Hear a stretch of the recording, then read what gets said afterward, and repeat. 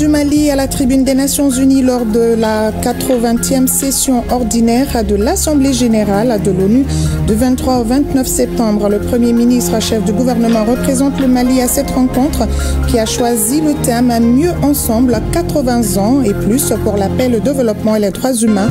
Les enjeux avec nos envoyés spéciaux dans ce 20h. Fin de la semaine nationale de la réconciliation, les attentes ont été comblées selon les organisateurs et les participants. Le ministre Ismaël Ouagué a salué tous les acteurs pour la réussite de l'événement. À la découverte du studio du 22 septembre de l'ORTM à la Radio Nationale dans cette édition, vous savez que la radio a joué un rôle très important depuis l'indépendance du Mali à travers des débats, des journaux et même à travers la musique. Retrait des pays de l'AES de la Cour pénale internationale CPI. La nouvelle a été rendue publique hier à travers un communiqué, une décision forte qui sera analysée dans la chronique judiciaire de ce soir. Voilà ce qui domine l'actualité de ce mardi. Bonsoir à tous et bienvenue si vous nous rejoignez. Près de 4 heures d'horloge, les Maliens se sont mobilisés autour des autorités pour la célébration de la fête de l'indépendance ce lundi sur le boulevard de l'indépendance. Vous l'avez certainement suivi en direct sur nos antennes. Cette année à Bamako, l'événement historique a été marqué par le retour des festivités au boulevard de l'indépendance, lieu emblématique qui symbolise la souveraineté. Une célébration placée sous le signe de la résilience des Maliens et de la lutte contre le terrorisme, la coopération sécuritaire et la confédération AES. Les capitales régionales ne sont pas restées en marge de cette célébration. La cérémonie était présidée par le chef de l'État, chef suprême des armées, le président de la transition générale d'armée, Assimi Goïta. C'est un président tout joyeux et très fier qui a accordé une interview à l'équipe de l'ORTM, suivant un extrait de cette interview qu'il a accordée à Sera Bachili. Nous célébrons le 65e anniversaire de l'indépendance de notre pays dans un contexte marqué par plusieurs défis, notamment le défi lié à la lutte contre les groupes armés terroristes, les défis liés à la refondation du Mali et les défis liés au développement. Au-delà de la célébration du 22 septembre, la fête de l'indépendance est un jour de mémoire et de devoir pour toutes les Maliens, toutes les Maliennes. Et à cette occasion, je voudrais rendre un vibrant hommage au père de l'indépendance, le président Modibo Keïta et ses compagnons qui ont été à l'avant-garde de la conquête de notre souveraineté nationale et internationale. Les valeurs qu'ils ont tout le temps défendues, à savoir les valeurs de souveraineté, les valeurs de patriotisme, les valeurs de don de soi, demeurent toujours des référentiels pour nous qui avons la charge de continuer ce combat pour la souveraineté du Mali. Je voudrais aussi saluer et féliciter les forces armées de défense et de sécurité qui se battent au quotidien pour apporter la paix et la sécurité au peuple malien. Je voudrais m'incliner devant la mémoire des victimes civiles et militaires tombées sur le théâtre des opérations. Aussi souhaiter prompt rétablissement aux blessés, à nos détenus qui sont actuellement en otage et leur dire que toutes les dispositions sont en cours pour qu'ils puissent revenir à la maison. La lutte contre les groupes armés terroristes est un engagement national et international. Et c'est dans ce cadre que nous avons créé la force unifiée de l'AES qui a déjà engagé des résultats spectaculaires sur le terrain. Et nous allons continuer dans les jours à venir. La force unifiée sera à 100% autonome. Et je voudrais à cette occasion aussi saluer mes frères, le président Tchani et le président Traoré, pour leur engagement et surtout leur détermination pour le développement de l'AES. L'AES est devenue une réalité irréversible et nous allons continuer à promouvoir la paix et la sécurité dans l'espace AES. Les Maliens méritaient ce défilé, les Maliens méritaient de voir un défilé de telle envergure. Après tant de contributions, tant de sacrifices, tant de résilience pour la construction des forces armées maliennes, et c'était le minimum que nous pouvons donner au peuple malien. Et je voudrais surtout dire au peuple malien, le peuple malien a été toujours un peuple résilient, un peuple combatif, un peuple qui n'a jamais reculé devant l'adversité et ce n'est pas notre tour que nous allons reculer devant l'adversité. Nous allons continuer à poursuivre ce combat de souveraineté, ce combat jusqu'à la pacification du territoire national. Je voudrais surtout demander au peuple malien de rester unis et c'est dans la cohésion que nous allons réaliser notre souveraineté. Pour les défis actuels et futurs, notamment les défis liés à la sécurité du Mali, les défis liés à la refondation du Mali, les défis liés au développement du Mali, tous les Maliens et toutes les Maliennes doivent au moins écrire une page glorieuse de l'histoire commune du Mali tout en léguant aux générations futures un héritage digne de ce nom. Je voudrais encore souhaiter bonne fête d'indépendance à toutes les Maliens, à tous les Maliens, ainsi qu'à tous nos partenaires. Et au lendemain de la célébration du 22 septembre sur le boulevard de l'Indépendance, les Maliens sont fiers de leur armée et se disent rassurés par tout ce qu'ils ont vu. Beaucoup saluent l'acquisition de tous ces équipements militaires de dernière génération par les autorités, une souveraineté nationale retrouvée. Ils se sont prononcés au micro de Tamsir Diabaté.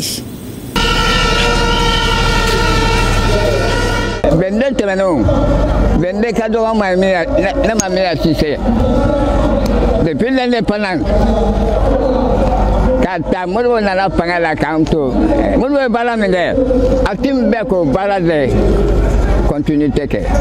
Atim Benga balake, a double fan coco, ah, Costatuma balake, et Ali Ninta de Cademela, the Cademela about Coboa Calombat. Depuis qu'on a la animation Wasara, I am Minamuni, Abe Moro.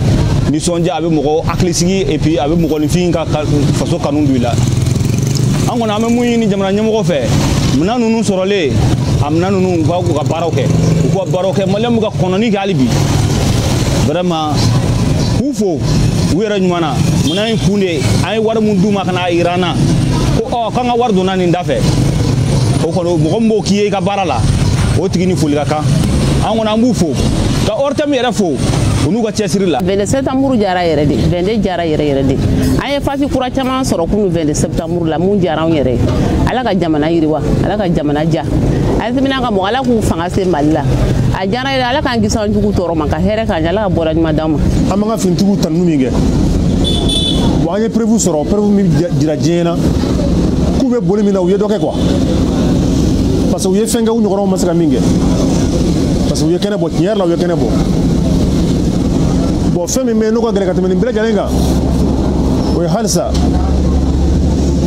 daga jamana njaayre daga siko ninga jamana e mashikana joyi sekola so jamana ngoni mita mele masoto la tuguni wala barkala wali mami ngo jamana njita abiki ko jamana ngoni mita sono ala tamashe jirana tamashe mbajira kwa mita ala yo prévu chama jirana. Vraiment avec les nouveaux matériels qu'on a eu l'occasion à avoir au cours des événements, vraiment ça nous a beaucoup impressionné. On peut dire que le Mali courra tant promis est peut-être en chemin. S'il plaît à Dieu, peut-être on aura les matériels qui sont plus sophistiqués, plus modernes que celles qu'on a vues hier. Vraiment, on remercie notre général d'armée, son Excellence Hashimi Koïta, pour le travail qu'il fait pour soulager la souffrance des Maliens et les Maliennes. On l'encourage sur ce chemin. Voilà, le Mali courant en marche, le peuple malien fier de son armée. Assemblée générale annuelle des femmes solidaires et autonomes du Mali, c'était hier 22 septembre. Le bilan des actions menées et la définition de nouvelles perspectives a été à l'ordre du jour. 2000 femmes forment cette coordination compte rendu Soumaou Aïdara. Les femmes solidaires et autonomes du Mali renforcent leur action. 27 millions sont remis à 27 présidentes des comités FSAMA de la part de partenaires pour soutenir leurs initiatives économiques. Un geste qui illustre l'engagement des femmes dans le développement social et économique à travers tout le Mali. Les femmes solidaires et autonomes ont nourri un partenariat fécond, très dynamique avec 25 entreprises nationales qui se sont engagées à appuyer les femmes membres de notre association dans la réalisation de plusieurs projets, tous destinés à l'émancipation sociale et économique de la femme. Cet appui se traduit par un don de 27 millions de francs CFA en espèces et des marchandises d'un montant de plus de 50 millions. Cette tranche d'appui sera accordée à 1400 femmes bénéficiaires, membres des diverses associations regroupées au sein des femmes solidaires. Nous saluons le président, le gouvernement de la transition, les leaders religieux et tous ceux et celles qui sont là pour nous soutenir. Nous, femmes solidaires, notre ambition est le développement du Mali et l'autonomisation des femmes. Et nous demandons aux partenaires de continuer à nous aider. La présidente des femmes solidaires et autonomes du Mali a rappelé que cette assemblée s'inscrit dans une dynamique de soutien au gouvernement de la transition et aussi de participation active des femmes aux efforts de développement local et national. Au nom de la coordination des femmes solidaires et autonomes du Mali, je renouvelle notre soutien indéfectible à nos forces armées et de sécurité, pour la plupart loin de leur foyer, engagées dans la défense de la patrie pour restaurer les valeurs de paix, d'unité et de quiétude. C'est pourquoi notre soutien constant et indéfectible envers nos FAMA ne fera pas défaut. Cette assemblée générale a été l'occasion de renforcer les acquis, unir les voix et réaffirmer l'engagement des femmes à contribuer activement à l'émergence d'un Mali solidaire et résilient. Aussi, à Ségou, les sages femmes ont organisé un meeting de soutien aux forces de défense et de sécurité et aux autorités de la transition. Et c'est dans le cadre de la célébration de la fête de l'indépendance du Mali, une façon pour les organisateurs de saluer les efforts consentis pour la souveraineté du Mali. Reportage Ramata Konaté et Bassi Traoré. Les sages de Ségou renouvellent leur soutien aux autorités de la transition et aux FAMA pour les efforts consentis en faveur du Mali. Un meeting de soutien et d'appel à la mobilisation à l'occasion du 65e anniversaire de l'accession du Mali à l'indépendance. C'est pour honorer notre vaillante armée et nos dévanciers qui se sont sacrifiés pour l'obtention de cette souveraineté nationale, l'indépendance. Ségou a organisé cette cérémonie sous 3 thèmes: le soutien indéfectible aux FAMA et la résilience du peuple malien face aux effets néfastes du terrorisme. Autre objectif de ce meeting, maintenir et renforcer la cohésion nationale.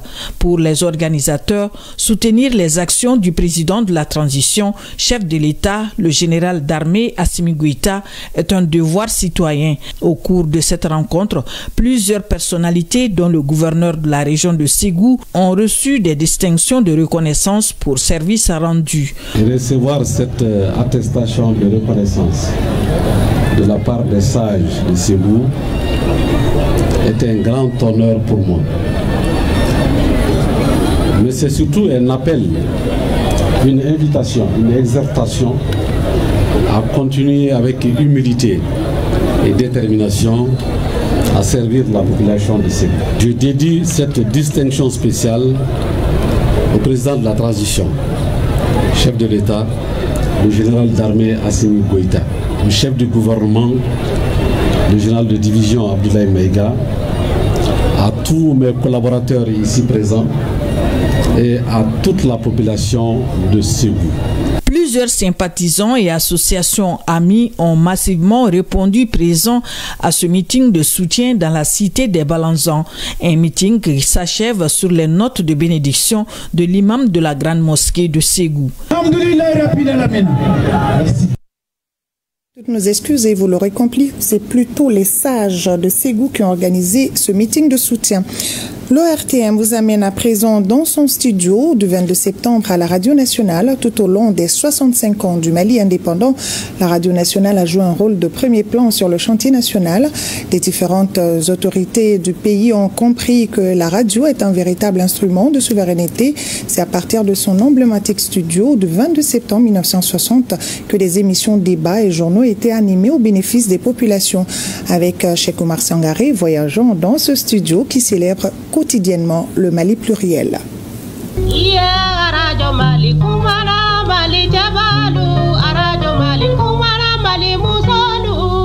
L'histoire des radios Mali remonte à la radio Dakar qui servait les pays de l'Afrique occidentale française dont le Soudan actuel Mali. Cela par le biais d'un relais installé dans les locaux de l'Office des postes et télécommunications en face de l'actuel artisanat.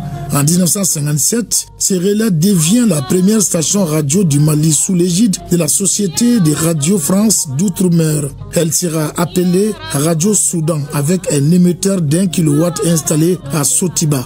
Ces studios furent inaugurés le 1er juin 1957 par le président Modibo Keïta, alors maire de la ville de Bamako. Après Dakar, Abidjan, Saint-Louis, voici que Bamako, en même temps que Cotonou et la Mauritanie, sont maintenant dotés d'une station de radiodiffusion. Il en sera prochainement de même pour le Niger. Une nouvelle étape est franchie dans l'implantation progressive en Afrique occidentale française d'un réseau plus complet d'émetteurs. Il n'est pas nécessaire d'insister outre mesure pour souligner le rôle et l'importance de la radio dans la vie africaine et tout ce que peuvent en attendre, notamment nos populations du Soudan. En 1960, avec l'accession du pays à l'indépendance, Radio Soudan devient Radio Mali. À l'époque, le président Modibo Keïta aurait ordonné une souscription nationale pour construire les sièges de la radio sur son actuel site à Bozola. Les travaux qui ont commencé début 1961 se sont achevés en juillet 1962. Le nouveau studio de diffusion prend alors le nom Studio du 22 septembre 1960 en référence à l'indépendance du Mali. Un studio rempli de symboliques de souveraineté et de passion du service public. L'ORTM, la passion du service public. En 1963, la puissance de la radio est augmentée par 4 émetteurs, dont 2 de 18 kW et 2 de 30 kW chacun. Puis, le 14 janvier 1964, le Mali reçoit encore de nouveaux émetteurs radio commandés à la République de Tchécoslovaquie pour renforcer les centres émetteurs de Sotiba. Ceci est un extrait du discours de Feu Mamadou El-Béchir Gologo, ministre de l'Information, lors de la réception des nouveaux matériels.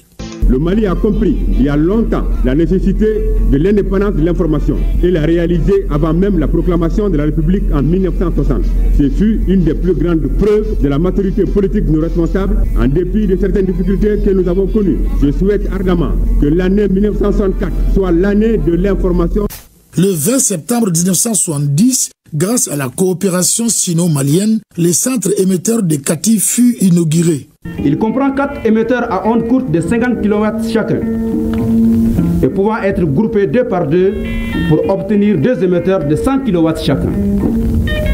Ils sont du type à réfrigération par vaporisation et pouvant être utilisés pour la télégraphie à simple ou double voie. Le centre est équipé d'un groupe d'antennes horizontales, dipôles et directionnelles à large bande et 3 antennes omnidirectionnelles. D'une superficie de 14 hectares, il se situe à 5 km à vol d'oiseau au nord-ouest de Bamako. Sa construction a duré 3 ans, de juillet 1967 à juillet 1970. Tout au long des 65 ans du Mali indépendant, Radio Mali, sans discontinuer, célèbre le Mali pluriel en entretenant les liens entre Maliens sur le vaste territoire d'1 241 238 km². D'ici, les Maliens parlent aux Maliens à travers des émissions emblématiques comme Ambiance Midi. Mesdames et messieurs, bienvenue dans l'univers de l'ambiance. Amadou, bonjour à toi. Bonjour. Je salue tous les auditeurs de Ambiance Midi. D'Ambiance Midi. Mariam.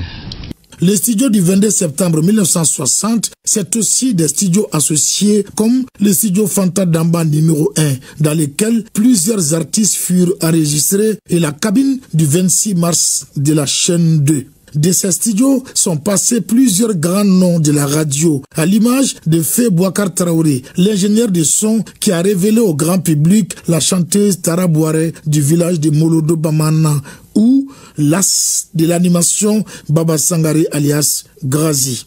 Pour ce 26 février 1989, microphone Baba Sangaré. Bonsoir au Mali, bonsoir en Afrique, bonsoir sur le reste de la planète.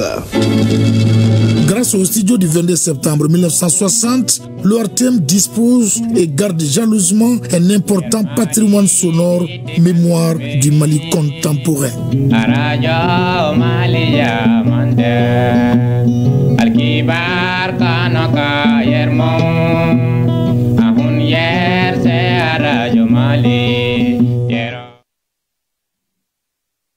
Pour l'ORTM, chacun compte. Je le disais en titre, le Premier ministre, chef de gouvernement, le général de division Abdoulaye Maïga, à la tête d'une délégation, portera la voix du Mali à la 80e session ordinaire de l'Assemblée générale des Nations unies à New York du 23 au 29 septembre 2025.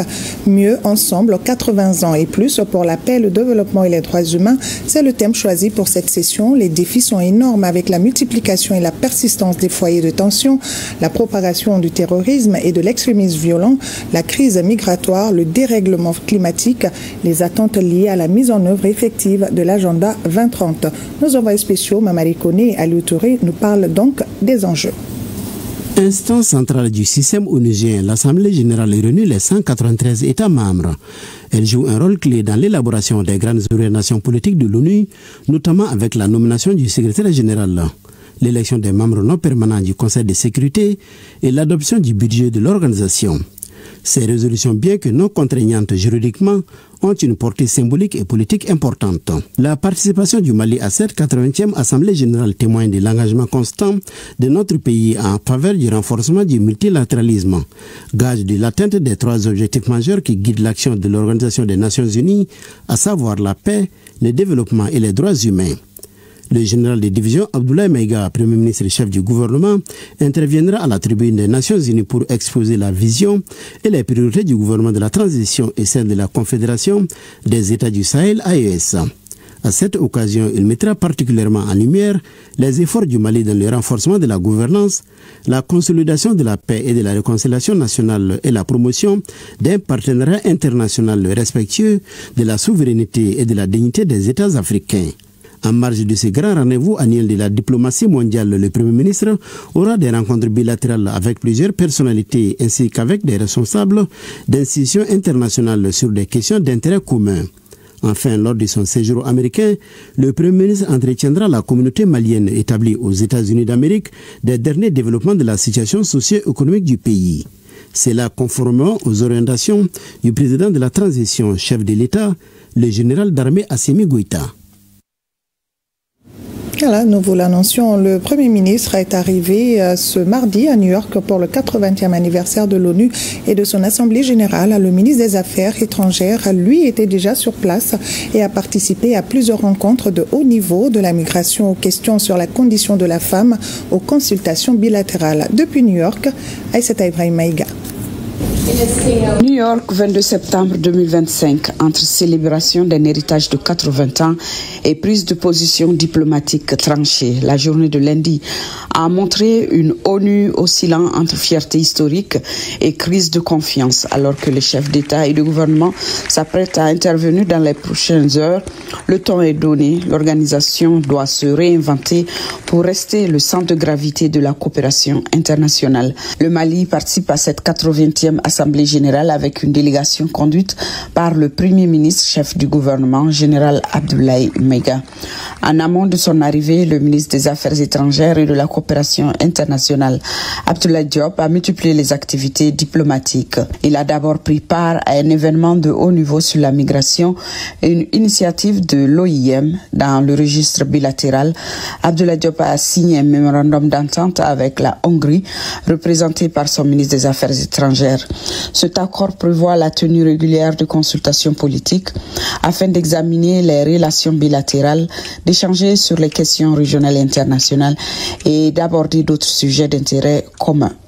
Moment fort de la journée, la conférence internationale pour le règlement pacifique de la question de Palestine et la mise en œuvre de la solution à 2 États a mobilisé l'attention mondiale. Plusieurs pays occidentaux se sont, pour la première fois, clairement alignés du côté de la paix et de la solidarité avec le peuple palestinien, dans un contexte marqué par une crise humanitaire majeure. En marge des travaux, le ministre Abdoulaye Diop a eu des échanges bilatéraux avec plusieurs de ses homologues, dont le ministre des Affaires étrangères de Cuba et celui du développement international de Norvège. Du côté régional, les ministres des Affaires étrangères de l'Alliance des États du Sahel, AES, ont tenu une réunion avec le président de la Commission de l'Union africaine. Pour le Mali, comme pour l'ensemble des pays représentés à New York, cette première journée a été marquée par une double dynamique. D'un côté, la célébration du rôle historique de l'ONU et de l'autre, des initiatives diplomatiques concrètes sur des dossiers sensibles, de la migration internationale à la crise palestinienne. Le Mali entend ainsi faire entendre sa voix dans les grands débats multilatéraux tout en consolidant ses partenariats bilatéraux. Ici à Bamako et sur un tout autre plan, fin de la 4e édition de la Semaine nationale de la réconciliation CNAR. Une semaine, selon les participants, a comblé les attentes. Le ministre de la Réconciliation, de la Paix et de la Cohésion nationale a saisi cette occasion pour remercier l'ensemble des acteurs pour la paix et le vivre ensemble. Les temps forts avec Youssouf Diakité, Drissa Traoré et Alkaou Traoré.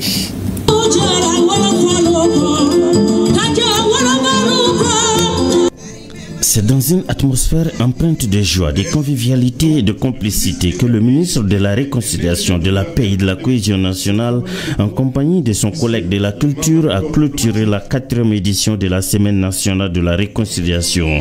Cela sous les notes musicales des artistes de l'AIS interprétant des chansons relatives à la paix et au vivre ensemble.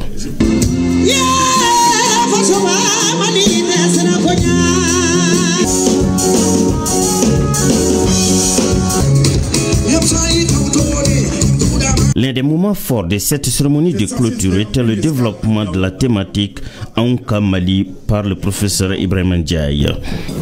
Nous sommes à un temps, à un moment de notre histoire où il faut de l'audace. Même si on parle de paix, même si on parle de réconciliation, le ministre Ouagui a saisi l'opportunité pour remercier l'ensemble des organisateurs pour leur engagement et détermination pour l'exécution correcte des tâches préalablement définies. Chacun a l'engagement de l'AIS, chacun veut aller vers la paix et chacun pense qu'il a un rôle à jouer, il a une contribution. Tous les artistes, que ce soit les Maliens, que ce soit ceux de l'AIS, aujourd'hui sont venus par engagement, par amour, pour soutenir la paix, pour magnifier la réconciliation, pour magnifier l'AIS. Vraiment, vraiment, je vous remercie pour ça.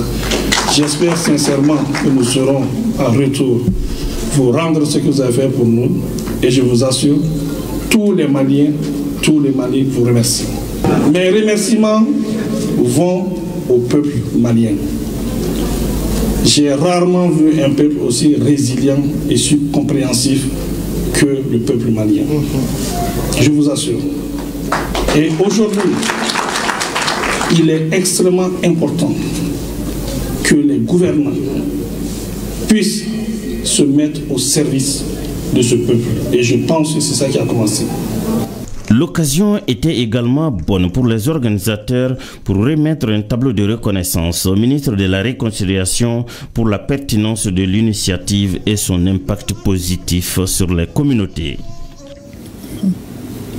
Et dans le cadre de la célébration de la Semaine nationale de la réconciliation, des prières ont été organisées dans les églises de Bamako.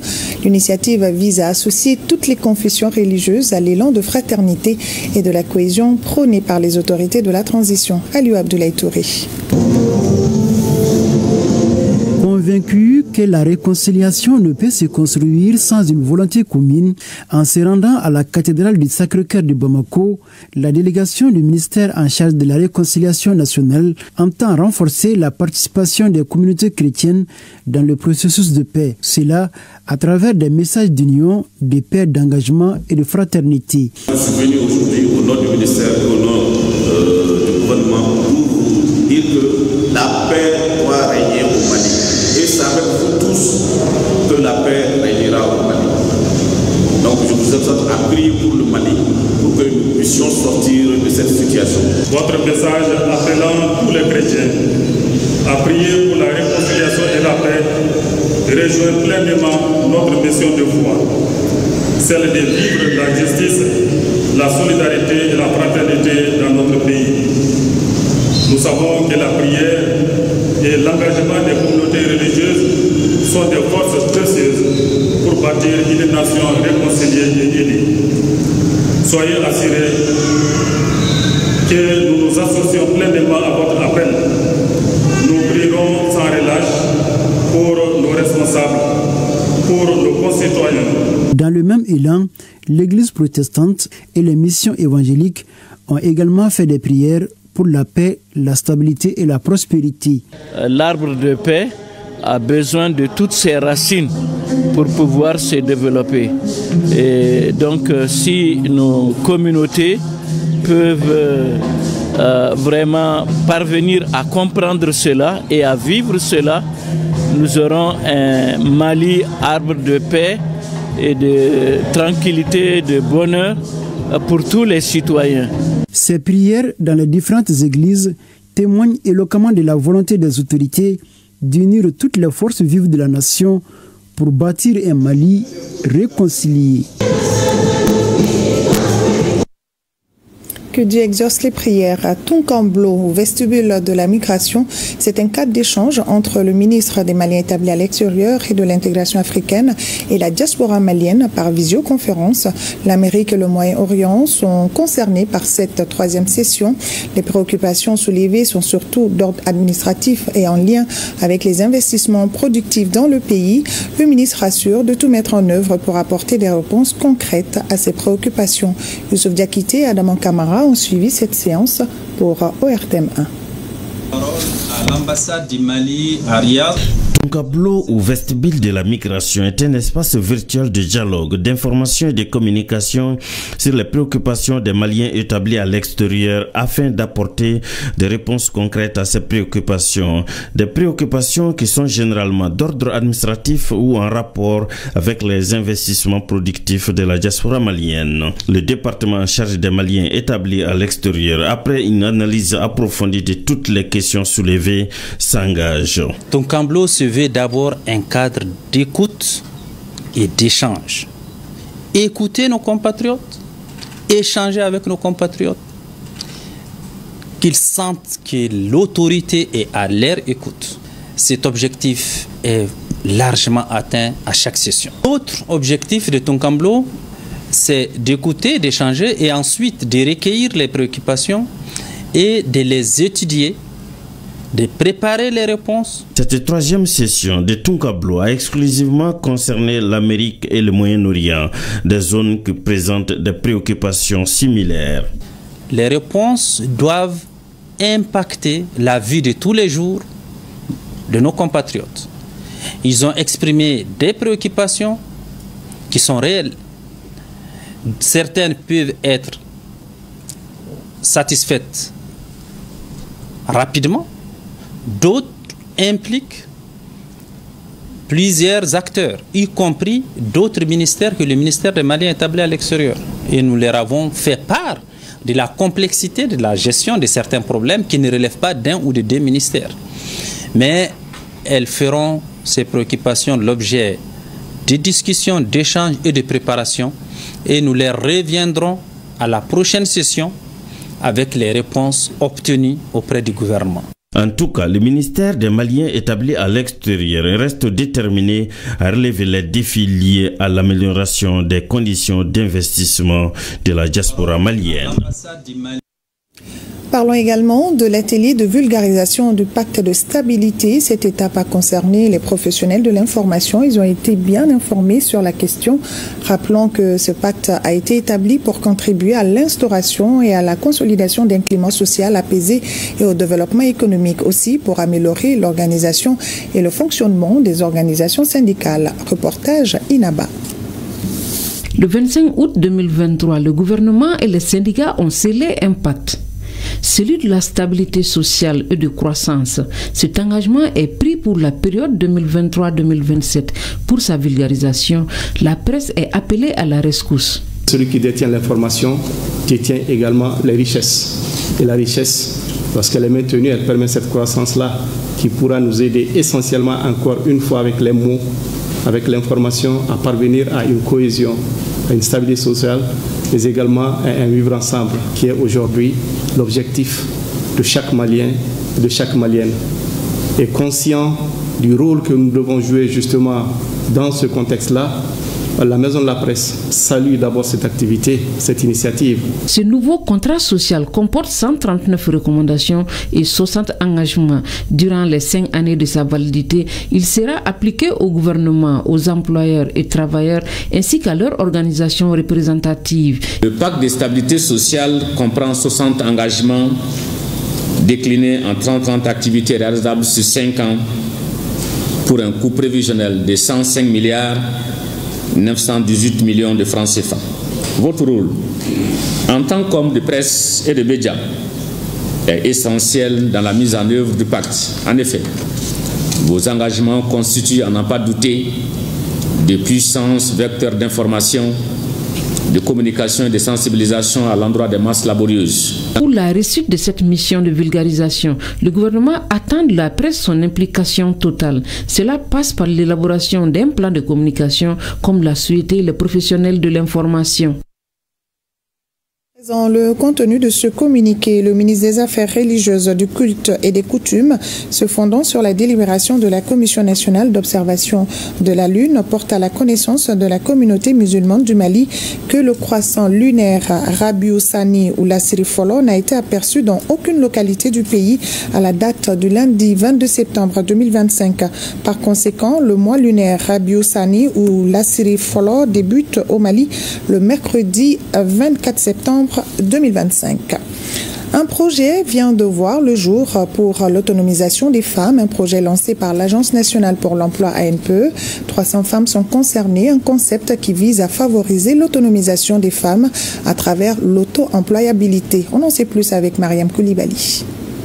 Après un premier accompagnement de 6 millions de francs CFA, c'est un chèque de 20 millions de francs CFA que l'Agence nationale pour l'emploi ANPE vient d'octroyer gracieusement au réseau des organisations pour une citoyenneté participative ROCP. Le geste qui s'inscrit dans le cadre du concept Mousso BC manifeste tout l'engagement de l'ANPE à soutenir l'entrepreneuriat et l'autonomisation des femmes. Ce chèque de 20 millions va servir à l'insertion, à la formation, mais aussi au suivi des unités en transformation agroalimentaire, également transformation des déchets plastiques. À travers cet acte, c'est un signal fort que le gouvernement du Mali envoie, celui de son engagement ferme en faveur de l'autonomisation économique des femmes, de leur insertion socio-professionnelle et de leur participation active au développement de notre pays. Ce partenariat public-privé qui vient ainsi de se manifester entend toucher plus de 300 femmes dans plusieurs localités du pays. Nous sommes juste ravis qu'il y aura plus de renforcement des capacités à travers ce qu'on vient de bénéficier tout de suite, et cet argent servira vraiment de plus pour nous les femmes. Au sein de mon département, nous faisons de l'emploi féminin et de l'autonomisation de la femme malienne des priorités absolues à travers la formation, l'entrepreneuriat et l'accès au financement. Le protocole de partenariat signé en février 2025 entre l'ANPE et le ROCP s'inscrit dans cette dynamique. En conformité avec le concept Mousso BC, l'assistance a été édifiée sur les savoir-faire des bénéficiaires avec à leur côté leurs sœurs venues du Burkina Faso et du Niger.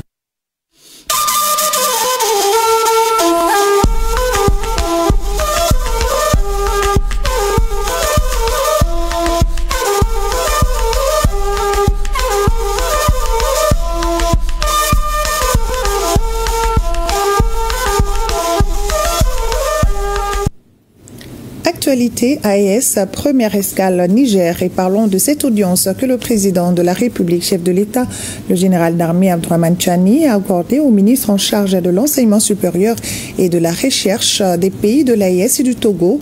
C'est dans le cadre du premier forum national de la recherche scientifique et de l'innovation technologique pour des solutions durables. Jocelyne Amoussou. Cette délégation des ministres en charge de l'enseignement supérieur et de la recherche des pays de l'AES et du Togo, notamment le ministre Adjima Chombiano du Burkina Faso, le ministre professeur Bourema Kansaï du Mali et le ministre Nachaba Kanka Malik du Togo sont venus présenter leur civilité au président de la République, chef de l'État, le général d'armée Abdourahmane Tchani. présent au Niger dans le cadre de la première édition du Forum national de la recherche scientifique et de l'innovation technologique pour des solutions durables, les échanges ont naturellement porté sur les orientations à donner dans ce sens pour la reconquête de la souveraineté de ces pays. Nous tenons à exprimer notre profonde gratitude à son Excellence le général d'armée Abdraman Tchani, président de la République du Niger, chef de l'État, pour avoir autorisé notre participation à la première édition du Forum national de la recherche scientifique et de l'innovation technologique du Niger. Et son Excellence a bien accepté de nous accorder une audience, donc au cours de laquelle nous lui avons transmis les salutations fraternelles et les amitiés renouvelées de ses homologues et frères du Burkina Faso, du Togo et du Mali. Nous lui avions aussi fait les comptes rendus de la cérémonie de lancement de ce forum. Donc nous lui avons aussi rendu compte du panel ministériel. Nous lui avons aussi rendu compte des stratégies et de la réflexion sur les stratégies à mettre en place pour le développement de la recherche scientifique et de l'innovation technologique et de la mutualisation des moyens et des efforts qui sont en cours dans le cadre de l'AIS, mais aussi dans un cadre plus élargi où le Togo nous rejoint. Et nous avons aussi parlé de la nécessité de la valorisation des résultats de la recherche scientifique et de l'innovation technologique au bénéfice des populations africaines de manière générale et des populations de la Confédération de l'AIS. La recherche scientifique est essentielle au développement d'une nation. Elle est le moteur de progrès qui agit sur l'économie, le social, l'environnement entre autres. Une nouvelle ère pour le développement économique des pays de l'AES, élargie au Togo, s'ouvre ainsi avec ses assises qui se tiendront du 22 au 24 septembre 2025 à Niamey. Et au Burkina Faso, nous nous intéressons au domaine de la santé avec cette dotation en clinique mobile et la baisse des prix des médicaments dans la région de Koulsé. La clinique mobile a permis aux acteurs de santé de se déplacer vers les populations pour des sensibilisations sur certaines maladies qui touchent surtout les femmes. Aussi, les prix de vente publique de certains médicaments, des consommables médicaux et de certains vaccins sont aussi revus à la baisse sur l'ensemble du territoire burkinabé. Cette décision, qui est rentrée en vigueur depuis le 26 mai dernier, s'inscrit dans la volonté du chef de l'État, le capitaine Ibrahim Traoré, d'alléger les dépenses de santé des Burkinabés. Un commentaire de Jacques Ouedraogo. La dotation en clinique mobile et la baisse des prix des médicaments et de certains vaccins, deux innovations majeures qui ont vraiment impacté le domaine de la santé dans la région de Koulsé depuis l'avènement du MPSR2 au pouvoir. Avec au total 12 sorties en stratégie avancée de la clinique mobile en 2024, plus de 1000 femmes ont été sensibilisées sur l'autopalpation des seins dans les 3 provinces de la région, le Namentenga, le Bam et le Sandbontenga. 404 femmes de plus de 40 ans ont bénéficié de l'échomammographie avec 6 cas d'anomalies détectés pour l'autopalpation des seins et 10 cas d'anomalies pour l'échomammographie. Pour le dépistage des lésions précancéreuses du col de l'utérus, plus de 470 femmes ont été dépistées avec 18 femmes ayant des lésions précancéreuses. Et pour l'année en cours, la clinique mobile a effectué jusque-là 9 sorties avec 1500 femmes sensibilisées sur l'autopalpation des seins et 485 femmes de plus de 40 ans ayant bénéficié de l'échomammographie pour 9 cas d'anomalies signalées. 598 femmes ont bénéficié du dépistage des lésions précancéreuses du col de l'utérus avec 13 cas d'anomalies détectés.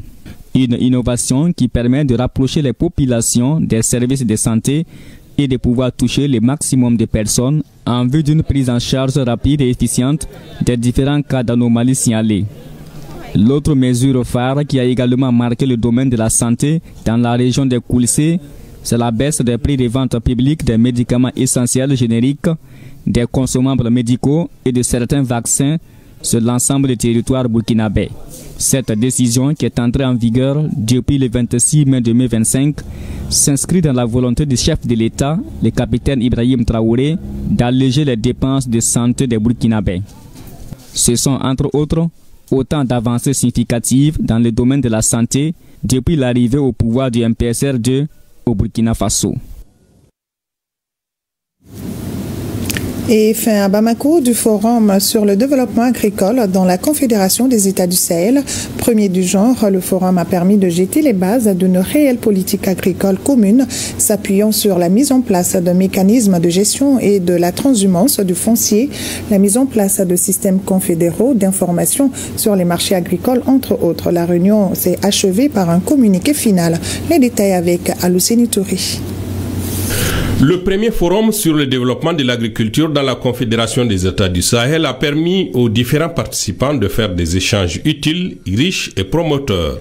Les recommandations ont trait à la mise en place de mécanismes et infrastructures concourant tous à un développement agricole cohérent et véritablement promoteur de croissance dans notre confédération. Au titre de l'harmonisation des politiques agricoles, les ministres ont approuvé la vision, je cite, à l'horizon 2035, la Confédération des États du Sahel dispose d'une agriculture compétitive, durable et inclusive, assurant la souveraineté alimentaire et contribuant à l'amélioration des conditions de vie des populations dans l'espace confédéral.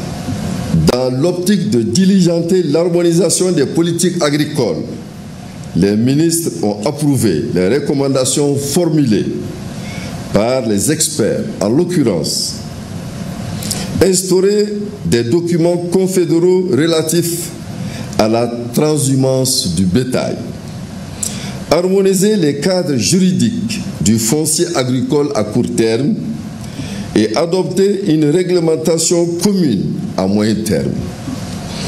Des conclusions et recommandations qui ont fait dire à l'hôte du forum que celui-ci a atteint son objectif de départ, à savoir faire ressortir le potentiel de notre agriculture et œuvrer à ce qu'elle soit le véritable moteur de notre développement. Ce forum a permis d'esquisser des réponses communes aux différents défis qui handicapent le développement et l'épanouissement du secteur agricole. Il a aussi montré que nos trois pays, en mettant en synergie leurs efforts, disposent de ressources nécessaires pour relever le pari de la souveraineté alimentaire dans l'espace confédéral.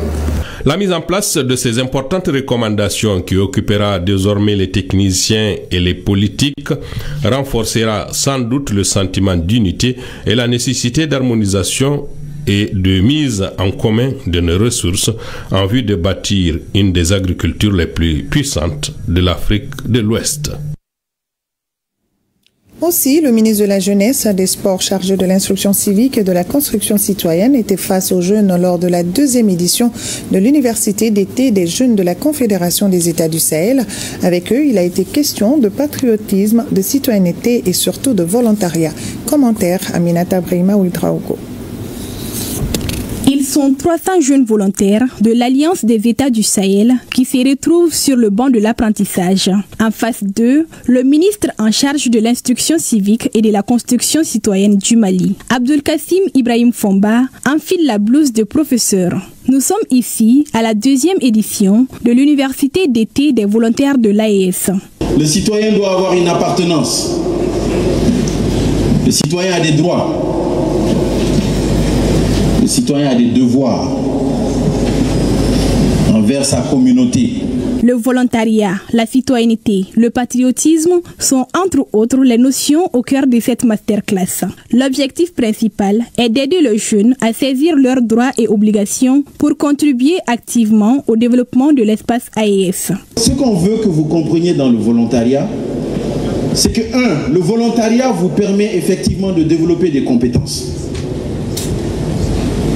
Façon Mebo, le fait de balayer, le fait de faire des briques, le fait de faire de la peinture, ce sont des compétences que vous développez. Parce que c'est une expertise que vous êtes en train de développer au fil du temps, mais que vous faites gratuitement. En réalité, vous êtes des jeunes très engagés. Donc aujourd'hui, il faut que nous puissions mettre en place des cadres qui puissent vous aider, vous, selon votre vision, pour pouvoir faire briller votre talent. nous avons travaillé sur le thème donc de la valorisation du statut de volontaire dans l'espace AES.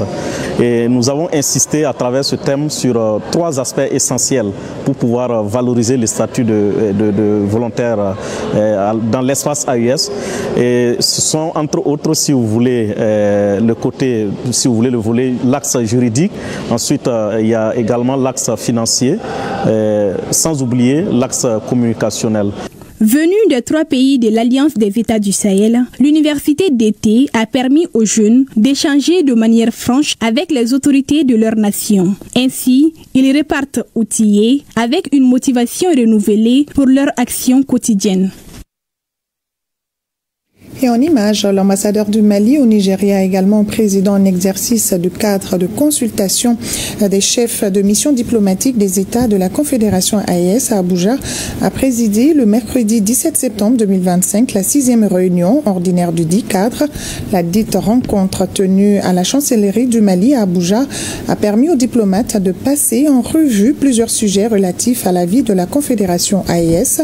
Pour rappel, la réunion du cadre de consultation s'inscrit dans l'esprit de la coordination diplomatique confédérale et de la veille stratégique.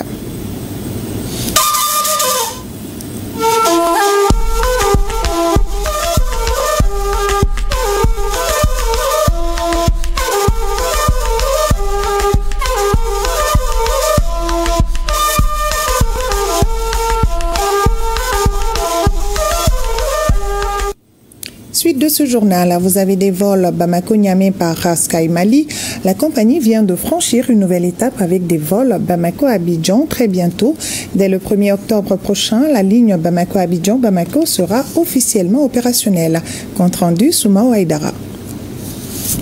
Sky Mali déploie ses ailes plus loin. Après avoir conquis les ciels de Niamey, la compagnie aérienne dessert désormais de nouveaux horizons. À partir du 1er octobre prochain, la capitale ivoirienne devient la nouvelle destination phare de Sky Mali, un pas décisif qui confirme ses ambitions régionales. Cette cérémonie marque une étape significative dans notre stratégie de développement et je suis ravie de partager avec vous les détails de la nouvelle ligne Bamako-Abidjan-Bamako.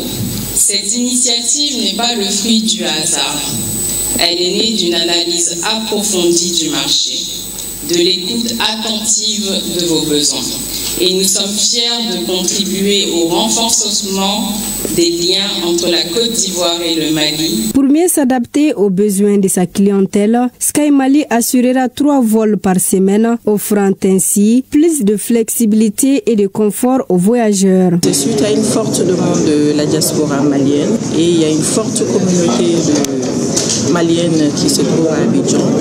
Et c'est pour satisfaire un peu la demande, soulager la population. Et c'est dans ce cadre-là que nous lançons la nouvelle route. Et nous donnons des tarifs très abordables.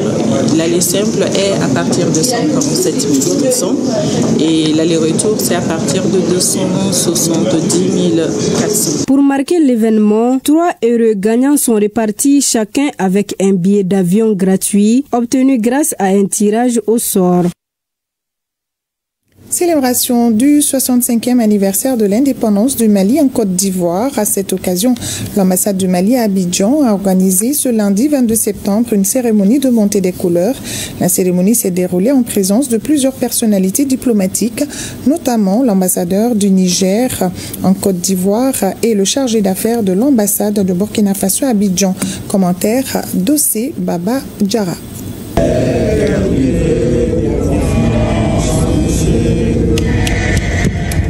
C'est la montée des couleurs qui a marqué cette cérémonie de commémoration du 65e anniversaire de l'accession du Mali à l'indépendance. Elle est organisée par l'ambassade du Mali à Abidjan.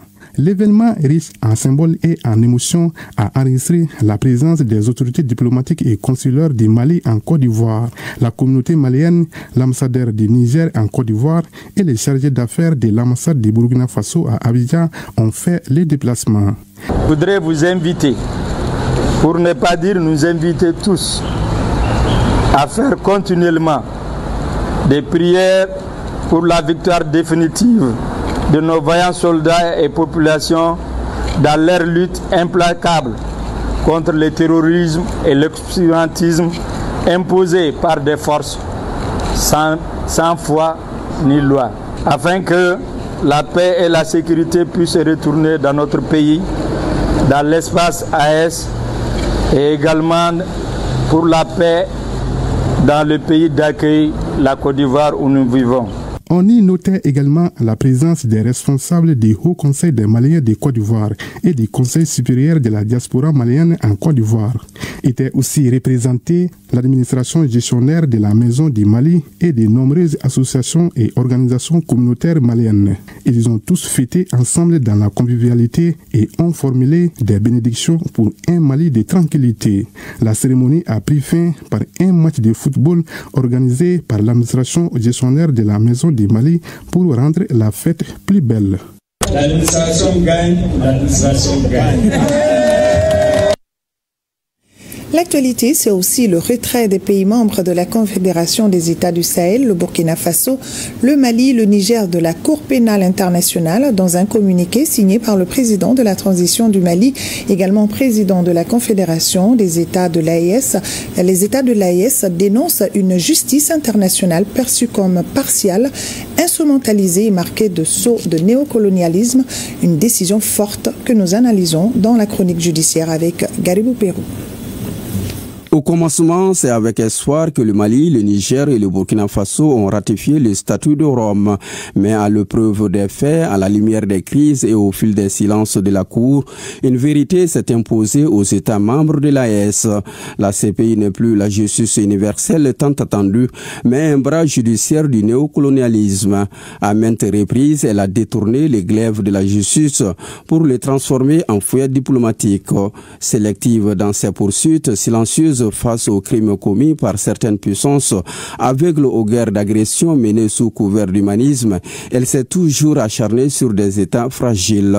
Le Burkina Faso, la République du Mali et la République du Niger ont souverainement ratifié le statut de Rome de la Cour pénale internationale CPI, respectivement le 16 avril 2004, le 16 août 2000 et le 11 avril 2002. Depuis leur adhésion au statut de Rome, les trois pays ont coopéré avec la CPI, non seulement sur le fondement des dispositions pertinentes du statut, mais également sur la base des accords et protocoles d'accord concernant les conditions d'installation et de travail de la CPI sur leur territoire. Cependant, à l'épreuve du temps, il leur a été donné de constater que cette juridiction s'est transformée en instrument de répression néocoloniale au mai de l'impérialisme, devenant ainsi l'exemple mondial d'une justice sélective. En effet, la CPI s'est montrée incapable de prendre en charge et de juger des crimes de guerre, des crimes contre l'humanité, des crimes de génocide et des crimes d'agression avérés. Pendant qu'elle a observé un mutisme inexplicable, déroutant et complaisant à l'égard des auteurs de tels crimes, elle s'acharne contre certains acteurs, ne relevant pas du cercle fermé des bénéficiaires de l'impunité internationale institutionnalisée, y compris en violation de son statut. La CPI, dans sa pratique, a donc failli, devenant une institution à géométrie variable. Éloignée de son idéal, elle tombe dans la logique de 2 poids 2 mesures. En conséquence, et après réflexion, les gouvernements du Burkina Faso, du Mali et du Niger ont d'une même voix prononcé leur retrait immédiat du statut de Rome. Au regard de cette situation, le gouvernement du Burkina Faso, de la République du Mali et de la République du Niger, formant la Confédération des États du Sahel AES, porte à la connaissance de l'opinion publique confédérale et de la communauté internationale leur décision souveraine de se retirer du statut de Rome de la Cour pénale internationale avec effet immédiat. Selon l'article 127 du statut de Rome, tout État parti peut se retirer par voie de notification écrite adressée au secrétaire général de l'Organisation des Nations Unies. Le retrait prend effet un an après la date à laquelle la notification a été reçue, à moins que celle-ci ne prévoie une date postérieure. En tous les cas, dignement, pleinement et souverainement, le Burkina Faso, le Niger et le Mali tournent la page du statut de Rome. Ils se retirent de la juridiction de la Cour pénale internationale. Et c'est la fin de cette édition. Toute la rédaction vous remercie de l'avoir suivi et vous donne rendez-vous demain 13h pour un autre point de l'actualité avec Abdul Karim Kaba. Pour ma part, plaisir de vous retrouver pour la grande édition. Dieu voulant, nos grands-pères disaient que la confiance en soi est une puissance invisible. Elle transforme une petite voix en tonnerre, un simple geste en victoire. Force à l'AES, force à nos femmes. Bonne fin de soirée à tous.